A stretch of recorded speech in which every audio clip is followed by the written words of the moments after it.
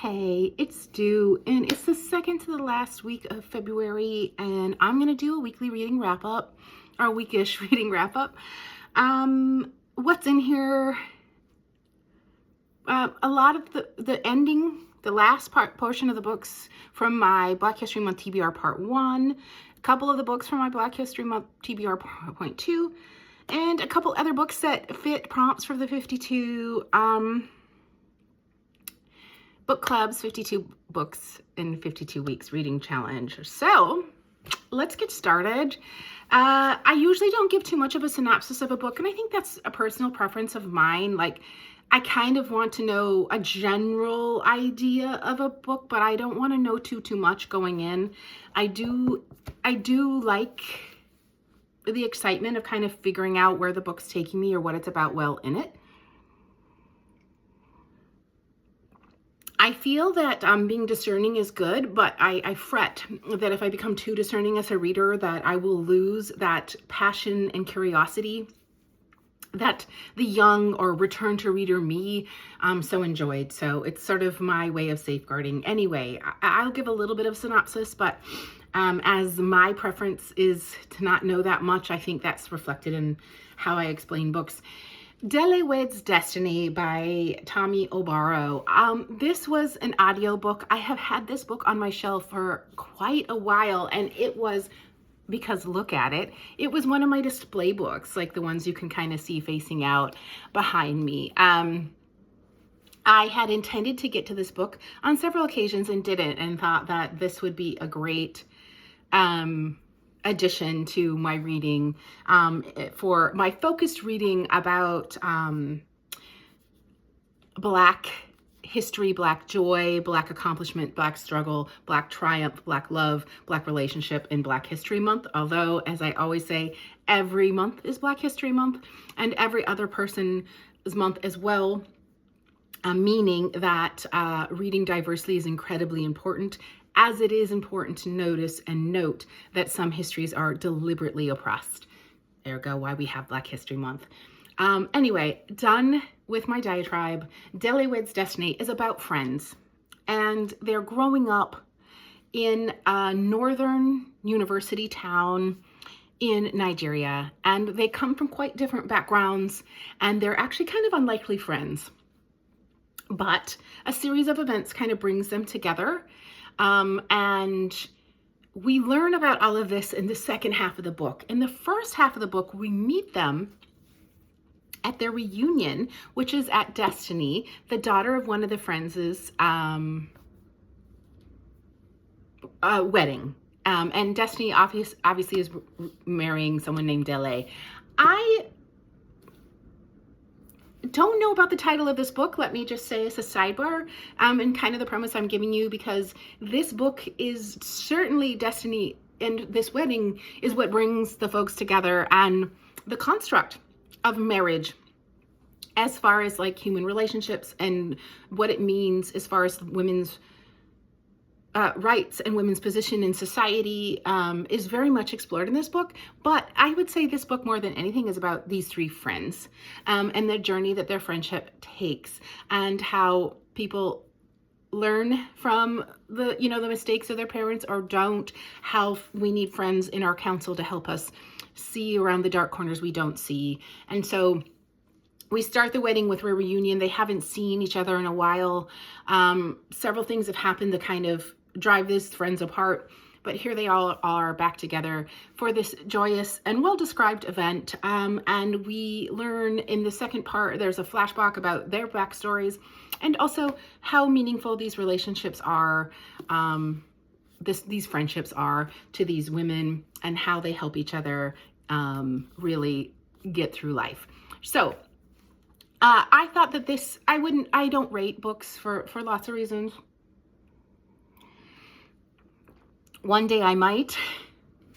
What I used to have, I think, before it was Goodreads, a Goodreads account, and do that kind of thing. And then I decided rating isn't what I'm into. I'm into really just experiencing a place, and knowing if I like it or not. It is absolutely part of reading a book to notice what you don't like as well. And there were some things in this book that I wondered why Tommy Obaro made those choices, but more than anything, I was just grateful for her to bring me this story of these women, to bring me the setting of northern Nigeria and Lagos, and some conversation about the diaspora of Nigerians around the world. And I overall really enjoyed this book. I thought it was a decent read, and I would recommend it. I really enjoyed listening to it as well. It's not very long. I think if for anyone who likes exploring friendships, especially, this is a great book. Next, I read in the physical only this self-published book by Amanda Ross, which is In the Name of Transcendence. In this book, we follow a young necromancing witch whose name is Zora. And Zora has known all of her life that she's a necromancer, but she's afraid of the power. In fact, her mother, who's a very religious, Christian religious woman, finds her necromancy quite evil, and her father ultimately ends up exploiting her. And so she finds herself kind of lonely and lost and confused due to, being the way that she is in Savannah. And trying to find out not only who she is, but a place to belong. So along comes the House of Transcendence. And the House of Transcendence is one of the 3 witch houses in Savannah. And it turns out that all sort of like known witches belong to one of the 3 houses. Each house has a house head. And the head of the House of Transcendence is a character named Birdie. And Birdie has recently experienced the loss via murder of her fiance. And she is willing to bring Zora into the House of Transcendence and train her as a witch if Zora is able to help due to her ability to speak to the dead, sort of solve the murder of Birdie's fiance. There's romance in this. There's some like clubbing scenes. It's a very youthful book, and it was fun. And what I want to say about this book, I have plenty of the recommendations I could make to this author about, things that I liked or didn't like. And I don't think that's appropriate for this book. This is a self-published book, and the author's purpose is very clear in the first page, which is for all the queer Black fantasy fans who long to see themselves as a hero, a love interest, a friend, or the villain. You are transcendent. This book is written from the heart with people who want and need to see themselves in stories, and for that reason alone, I'm very happy that this story is out there, and I feel very privileged to have been able to find it and read it. My neighborhood little free library has been wiped out again. So I'm a little reticent to, well, let me rephrase that. I'm a little reluctant to restock it until I maybe talk to the stewards and find out what's going on. Because I would very much like the high school students to have access to this book, because that's the intention of where this one's going. All right, next. I read Telephone by Percival Everett. This is my second Percival Everett book. In this book, we follow a main character whose name is Zach. Yeah, and he is a paleobiologist. Yeah, and has at least tenureship, if not professorship, at a university. I know he's tenured because tenure comes up. If you're not in the education world, that's probably not that interesting at all, but I do sometimes really enjoy, as I'm in the education world, reading about the education world, and sometimes I don't. I'm like, I deal with that all day long. His role as a tenured instructor, maybe professor, at a university is an important part of the story, but an also important part of the story is he's married.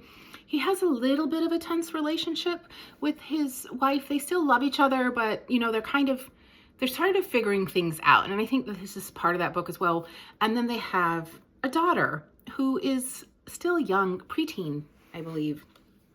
And the relationship between the father and the daughter is precious. I love to explore through literature relationships between parents and their children when they're young, and through the flawed and struggling eyes of the parents, or through the coming of age eyes of the children who now have children of their own and looking back at their parents with sort of new clarity.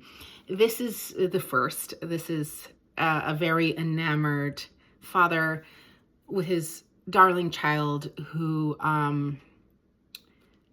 becomes, let me see what it says on the back, because I don't want to spoil it. Oh yeah, so the daughter begins to experience some health problems, and kind of like in bewilderment, the family has to go through sort of the medical system to figure out the health problems. And any and all of us who are parents totally understand just the terror that we feel because we want our children to have it all, and we're afraid for them, but we have to be strong. And yeah, I think that is covered very well. Because he is lacking some control, there's kind of a side plot in this book. He sort of wants to be able to do something and have control of something. So sort of the side plot is he's ordered a shirt off, the main character Zach has ordered a shirt off eBay. And in the shirt, there's a note that says, "Please help me," in Spanish. And so he was like, oh, that's a bit cryptic and odd. Let me try ordering from the same site again. And he does, and he gets another note. So he kind of, there's sort of a subplot is he goes on a mission. There's sort of like a bit of a hero's mission in this to uncover the mystery of that note and what's going on behind the note. He's taking it rather seriously. And he's also using that as an opportunity to, do something in his life that he could have control of when he doesn't have control over the medical diagnoses of his child. This is my second Percival Everett book, as I said, and we're definitely covering themes of family relationships, but also with sort of moving through life and balancing your career, your expectations, your family, your expectations as a spouse, your expectation as a parent, your expectation of yourself, like who you thought you'd be. I think Percival Everett does a fantastic thing in the two books that I've read, and of course the movie, the adaptation. I haven't read the book, but I did see the adaptation of, race is always just there, but it's not the center stage. All of these other things, such as career advancement and marital issues, family issues, are all going on in the life, and still, race, it also intersects with all of that, and how you live as the race that you are, or the identities that you are, and the world reacts to you in spite of all of those other things, or in a way that you also have to cope with while coping with all of the other issues. And the book that I read by Percival Everett, Something So Much Blue, it's got blue in the title. I don't know if it's relevant, but So Much Blue, yeah. It also did this, it's very, I'm almost going to say very LA, but it's very Americana to show the mixing of Black American experiences with Latin American experiences. And so there's, Spanish language in this book, and there's scenes in Mexico in this book, as in So Much Blue, I think it was Nicaragua. And I really appreciated that as well. This book, quietly, because I think Percival Everett writes big. There's really big themes, but they're quiet. And I can say that especially after reading Paul Beatty's The Sellout, also in LA, right?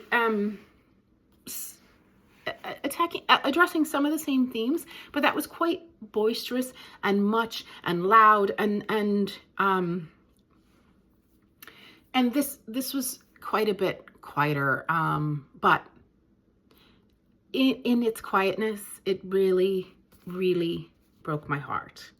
I was very emotionally impacted by this book. There's a line in this book that I just really needed to hear about Ciudad Juarez, and the missing and murdered women of Ciudad Juarez. And he repeats this paragraph twice in the book, where he's talking about the situation of violence against women. And he says, some says it's cartels, some says aliens, some says it's all of these different entities that could be blamed for the astronomical amount of murdered women in that area. And then he concludes and says, it's men, it's men, it's men. And I think him repeating it twice was also really profound. If you're a Percival Everett fan, you of course, Telephone's a book to read. It's no wonder to me why it was up for a Pulitzer. It's very good writing. And I myself don't know if I would ever reread this book, but moot point, really. It was a good book. I have several people who I have in mind that I might recommend it to. Next was the short story collection I picked, which is Heads of Colored People by Nafissa Thompson Spires. This started out like so yes, like so much yes. It's a collection of short stories, so it's quite, difficult to give a synopsis, as the stories do kind of go all over the place. There's a reference, so if you do read this book, and I think that you should, the title is named after another work of art, which Nafissa Thompson Spires explains in her author's notes, and it's just, how can I say this? There's so many different kinds of experiences in this small collection of short stories that you can really feel, the complexity, of people who are often reduced to monoliths and stereotypes, right? Because how many stories do we really have access to, for public consumption? Her writing just knocked my pants off. I just really enjoyed this. Now, like all short story collections, some I liked quite more than others. And at the end, I kind of regretted not just putting it down and picking it back up later, because I was kind of just getting through it at the end. And by that, I mean, you have to kind of be in the mood for short stories. And the last few didn't grip me as much as the first, especially 2 or 3. Couldn't recommend this book more. This is a great book, a great collection of short stories. Oh, next, I am quite pleased about this book. Well, first, it covers the day of the week in the title for the 52 book club, so there'll be a short about that. But this is Tuesday Mooney Talks to Ghost by Kate Raculia. And this is a like Goonies style, like put all the clues together, figure out what happened to the dead guy, kind of group of misfits solving a mystery. And I found that fun, and I found that refreshing. I think that there was some analogy to grief, of course. There's necromancy in this book as per the title, because in this book we follow Tuesday Mooney, is the main character, and she has a bit of a, Dear Watson sidekick, I think. Maybe one or two, but there's definitely a sort of like that sidekicky trope with Poindexter, her good friend, and then there's a younger character as well. And I do like intergenerational friendships, and I thought that younger character kind of helped to the sort of like youthfulness of this book. I'm pretty sure this is marketed to an adult, and it is an adult book, but in some ways it maybe because I'm already going out the gate referring it to the Goonies, it did feel a bit juvenile in that way.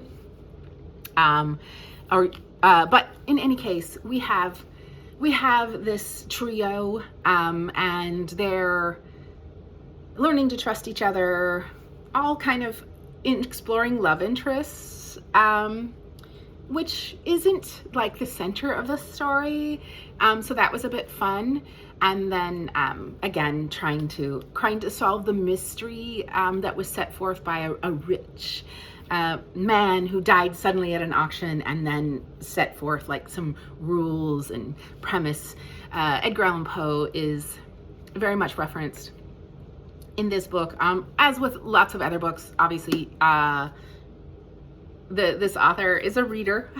And there's lots of mention of other books, and I mean, I think that's the best premise I can give you without any spoilers. That this is a put it all together and work together and solve the mystery, sort of bit of misfits. Anyway, I found this I actually got it at Goodwill, so I paid $4 for this book, and I think it was a cover that called to me.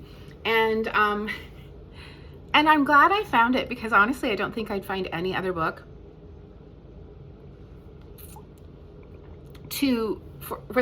with a name in the title that wouldn't just be a forced read. So did that. It was fun. After that, I read Family Meal by Brian Washington. I don't think I mentioned this on any TBR. I have two Brian Washingtons. Palaver's got some hype for a 2025 release, and authors whom I really like and trust to write good books and give good blurbs, although they're not on this book. This is an ARC. Brian Washington, and I like Brian Washington. I didn't have any idea what I was getting into going into this book. There's a little bit more kind of talking to ghosts, so it was an interesting sort of pair with this, and exploration of grief. In this book, we follow it's told from 3 points of view. Well, we start with Cam, and Cam grew up in Houston, and Cam left Houston with his boyfriend Kai, and Kai grew up in Louisiana. They moved to LA, and where it's easier for them to self-actualize, be out, explore their careers, come of age in a way that wasn't sort of available in their southern towns, cities. Kai dies, and I'm pretty sure that's not a spoiler. And Cam returns to Houston to start over again, to return back to the beginning, to handle or explore his grief.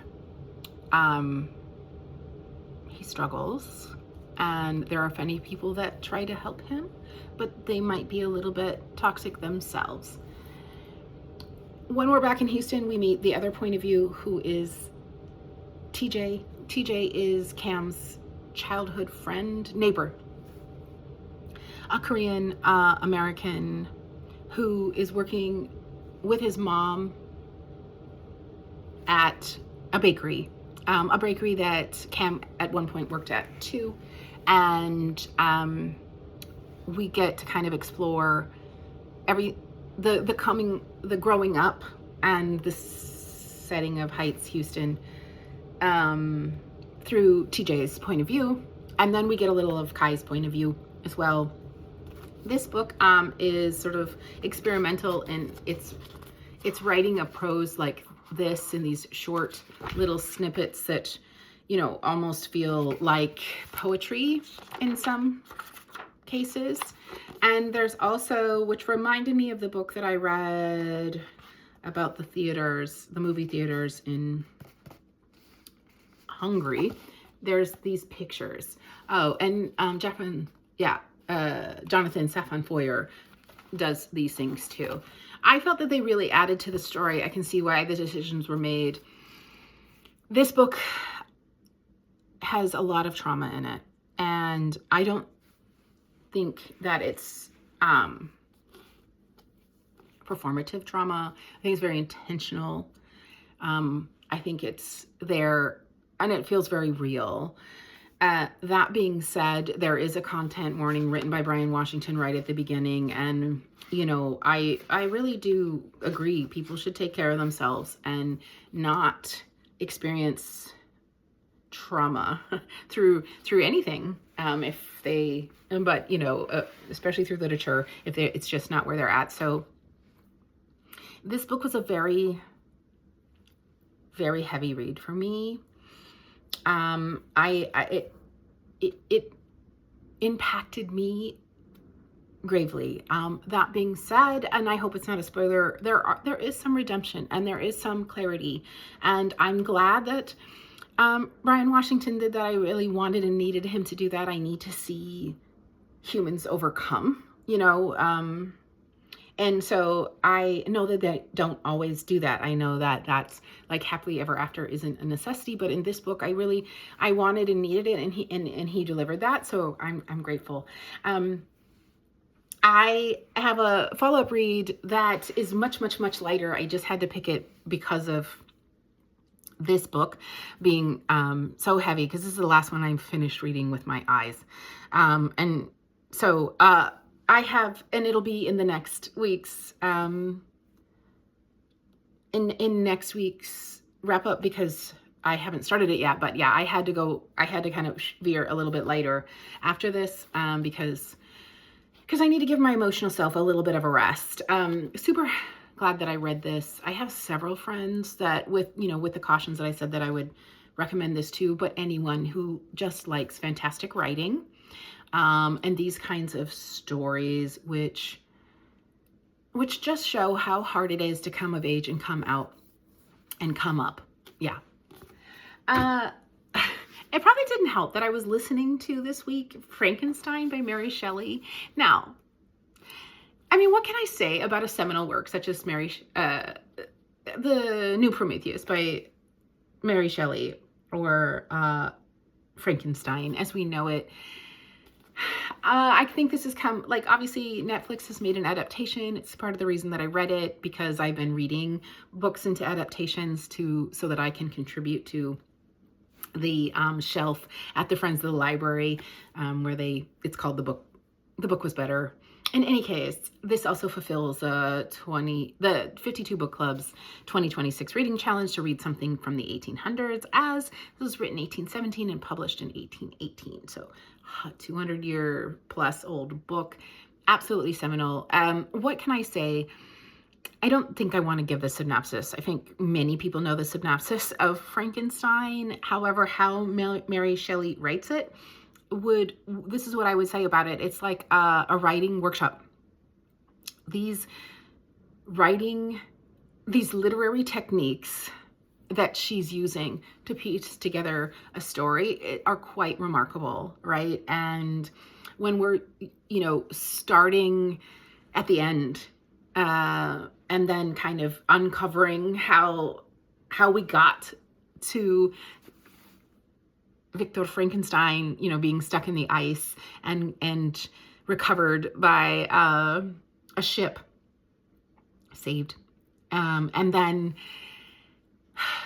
we changed different points of view. We have epistolary, there's so much technique goes into this. And sometimes it distracted me. I was fascinated. I was like, Mary, you are nailing it, as like this writing competition of like, how to tell and build stories and build suspense and build characters and like introduce and meditate big questions that are so relevant and or transferable that hundreds of years later, I'm holding a recent edition of this very book. So yeah. Did I read it when I was a teenager? I think so. However, I don't remember having the same impact with it that I have now, of course. How many years of reading and writing and teaching in between, but I can't be sure that I read this book. It's one of those, everyone kind of more or less knows the premise, probably saw one of the many adaptations, and then maybe can't remember if they really read the book or not. Well, now I can definitely say I've read the book, and I'm pretty sure, lest my memory goes sideways, that I remember having read this book. I'm going to donate this, as I said, but I think if I find it again, it can live on my classic shelf. And it's such a, it is, if not anything else, a reference. It is so seminal. It is such a reference to so many other stories that I think it's worth having that edition. I don't know, but I'm letting that one go because that's what I do, and we'll see. I wouldn't be surprised if I were to find it again. I missed a book, and I read it just before family meal, maybe just before Tuesday Mooney. Yeah, actually. And it was really, really heavy too. That's what I have to say about that. And it was Edenglassi by Melissa Lukashenko. Melissa Lukashenko. I found Edenglassi at the hotel Little Free Library in Vietnam. And it was exactly this edition. It was an Australian edition, probably brought by an Australian traveler. And so I started it there, and then I checked it out in my library, and then I just, for whatever reason, I couldn't get into it. It wasn't that I didn't want to. It wasn't I thought anything was wrong with the book. It wasn't matching the vibe for what I was reading. I had to muck through a little bit of the rhythm of the dialects. And so I suspended the hold because it was on hold. And I suspended the hold. I got it off hold again several times, and then was like, this isn't the time for the book. For whatever reason, this last week was the week I decided to read and finish this book. I had to start all over again, even though I had read probably about a quarter, if not a third of the way in during the summer. I really needed the context to start again. So I did. I started from the beginning. And in this book, we follow two timelines. One's in the 1850s and one's modern time. We start the book with modern time. We have an elderly woman who's somewhere 90s to 100s, who's an Aboriginal lady who falls over, and then she's found by tourists. She's brought to the hospital. In the hospital, she's asked to tell her story, and we meet her niece. And through that kind of threads the narrative of what it's like to be an Aboriginal person living in contemporary, what is now called Australia, and then through the stories that the grandma is telling, we kind of flashback, or there's mention of characters. So the other timeline is the 1850s, and it's like, deep into the atrocity of the colonial assault and terror when Australia is being colonized by the British. And so we get to experience a historical fiction. And again, content warnings. There's a lot of atrocity being explored and described.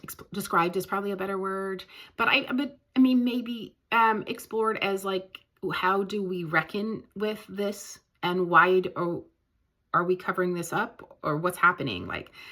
Do we know this history? Are we reckoning with it? And I think that the act of this literature, this book, Edenglassi, does that. It raises those questions. And without, giving any spoilers, that's the sum total of the book. It was a fantastic book. It was a great book. I'm glad that I read it.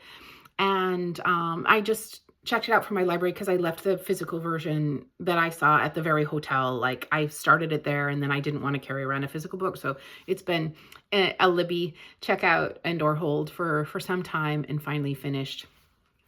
The last book I want to talk about is one that I'm, in full disclosure, not quite done, but almost. And I want to talk about it now because it also has an adaptation. And so I want to donate it at the same time that I donate the Frankenstein. I'm listening to this. This has also been on my shelves for quite a while. So this is Washington Black by S.E. Edugan. And this, first let me premise that I totally projected all kinds of things based on the cover, that this is like a Jules Verne. They're going to be flying in their cloud cutter all over the world. And indeed it isn't.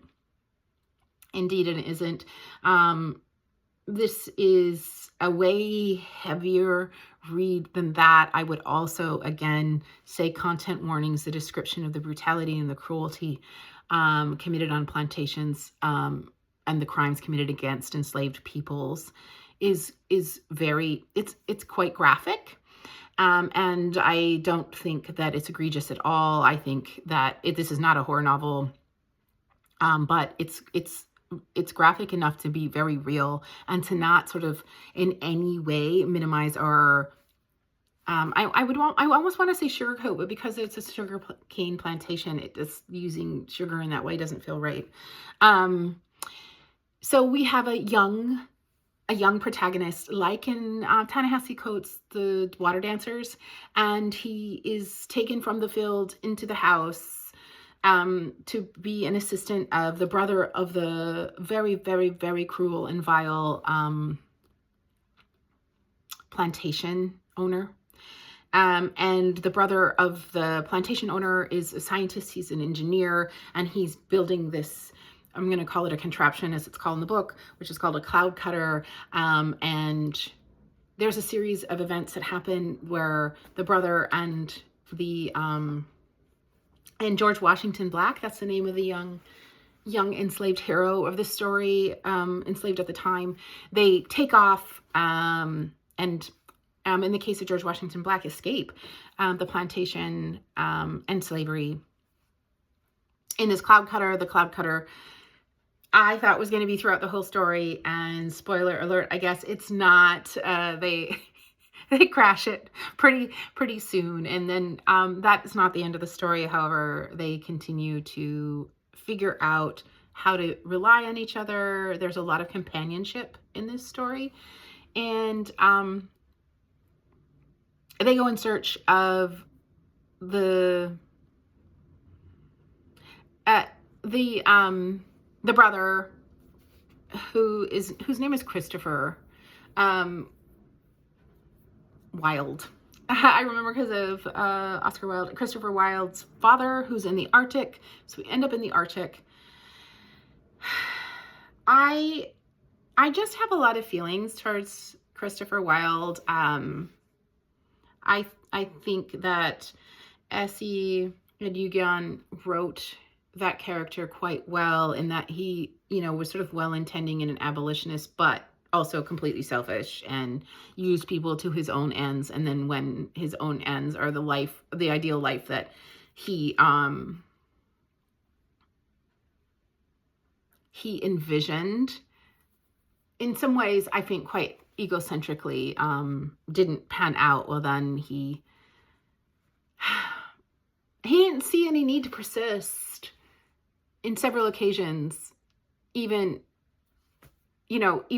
for the sake of George Washington Black, who is throughout this book a fantastic companion to Christopher Wilde. So I think that was done intentionally, and it is a criticism, right? And I think it's a clever one and an impactful one. Like, I'm impacted. Like, I want to just have a few words with Christopher Wells, who is a character that reminds me of a lot of folks who are really well-intended, even in contemporary times. I'm not done, so I can't tell you the conclusion, but I can absolutely tell you this was, shortlisted for the Booker, and was way less of the adventure story and way more of a work of literature, and way heavier than I thought it would be. I think that the use of the senses in this book is fantastic. There's a lot of description of how things smell, which I found to be quite unique. Not all books do that, and I think that that's done quite well in this book. But there's also a lot of character development and quite a bit of plot that's driving this along, and again, really asking and meditating on very big questions. So I look forward to finishing this book. I won't be in my next review, and so I won't have the final conclusion. However, again, read this book. Read this book. This is a great book. And that's it. That was a lot of reading and listening, but quite a few shorter books this week. I don't anticipate nearly as much for next week, but I do hope to finish up my Black History Month TBR. I'm reading across a couple of genres, and I'm interested to get into some other settings and cities.